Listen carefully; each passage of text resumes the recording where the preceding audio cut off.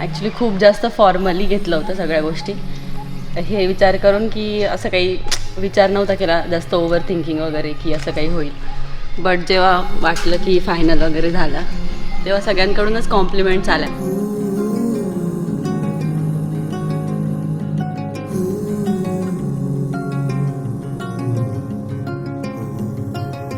आमचं first start होतं ते लिंक्डइनपासून होतं, एकदम जास्तच ऑफिशियल सारखं फॉर्मल एकदम की हाय हॅलो असं तर. बट ते कधी एकदम व्हॉट्सअपवर आलं आणि व्हिडिओ कॉल्सवर आलं कळालं नाही. आणि finally the day is here.